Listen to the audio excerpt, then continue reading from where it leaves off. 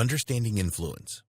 In order for you to be an influence master, you need to know what influence really is. One of the mistakes that a lot of people make is that they think that influence and persuasion are the same thing. This is not the case. Persuasion is an element of influence and is often used as part of the process of influencing others. But it is not the same as influence.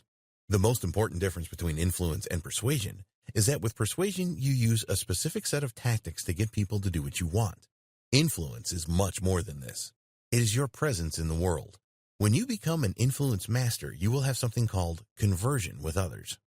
This is different to the compliance that persuasion tactics bring. Compliance and conversion. You can use different persuasion tactics on people to get them to do what you want, but it is very unlikely that their belief systems will be affected by this. What you have really done is impact their thought process and nothing else. This means that you have persuaded the person to act in a way that they might not actually believe in deep down. They have complied with you for a variety of reasons, such as short-term reward or conforming to social norms. With conversion, you have a lot more power. As a master influencer, you can actually change the belief systems of others. When you achieve this, they will buy into your message and all of your subsequent messages. Even if you have nothing to say, they will still follow you. Others will share an identity with you. When you are a master influencer, others will start to see you as a symbol that they identify with. This is much more powerful than just sharing a message with others. By sharing your identity with others, it will become an element of their identity as well. As an influence master, you have great power because you can use your influence without any direct effort. Influence masters are able to obtain conversion and compliance from others just based on who they are or what they have done in the past. The most important attribute of influence. If you were to look at all of the attributes that influential people have, they would all share one thing in common: credibility. When you have credibility with others, they will trust you, believe that you are smart and that you are knowledgeable. To others, you seem to have the right experience and have the capability to become whoever you want to be. A lot of famous people have high credibility and influence. Oprah Winfrey is a good example. Many people will listen to what she has to say due to her high levels of credibility. She's done a number of things in the past to build this credibility. Have you ever wondered why companies use famous celebrities to endorse their products? It is all about their ability to influence others using their credibility.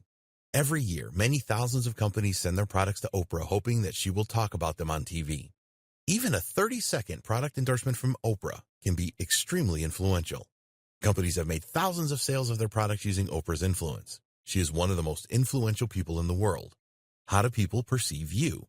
The way that people perceive you determines your level of influence. You need to understand that influence is not always good. You can have a positive influence on others or a negative influence. It is likely that you have heard someone say he or she is a bad influence, and this is true. If you think about negative influencers from history, then Adolf Hitler will probably come to mind. He was able to negatively influence a whole country to do terrible things. The power to influence is neutral. You, as the influencer, need to determine whether you will use this power for good or bad. We want you to use your influence for good. Another critical aspect of influence is the reputation that you have with others. If you have a reputation for being smart, powerful, or knowledgeable, then many people will want to listen to you. The opposite is true. If you use your influence to make people do things that they don't want to do, then you will have a bad reputation and not many will want to listen to you. Never underestimate the power of a reputation. Things that are not even true can tarnish your reputation. If enough people believe these lies about you, there will be social validity and people will believe these things. The old world view. Aristotle was one of the first people to speak about influence and persuasion back in ancient Greece. He believed that you needed 3 critical components to be a good persuader. 1. Ethos. 2. Pathos. 3. Logos. Ethos is all about the character of the individual that is doing the persuading. Aristotle believed that if a person had credibility, then they would be much more likely to persuade people. If a person was considered untrustworthy, then they would have little chance of persuasion. A person's credibility comes from a number of factors, including their character, their reputation, the way that they dress, the words that they use, their nonverbal communication, and whether they know what they are talking about. Pathos is the psychological state of the person you want to persuade. We are talking about their state of mind here. People will make different decisions based on the mood they are in. Knowing a person's current state of mind and what they really want their state of mind to be is very important. When you are able to change the state of mind of someone to what they want it to be, then persuasion is a lot easier. Most people will be compliant with your wishes when you achieve this state change. Logos is all about the substance of your message. It is the detail of what you are trying to convey to others. Aristotle believed that most people are reasonable, and if something makes sense to them, then they will make a logical decision about it. The New Worldview.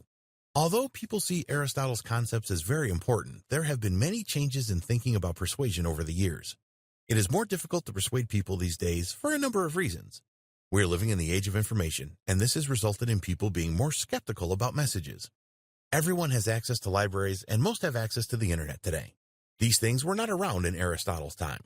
Also, people are a lot more educated than they used to be. So to persuade people now, you need to overcome these challenges. In the next video, we will discuss the rules of influence.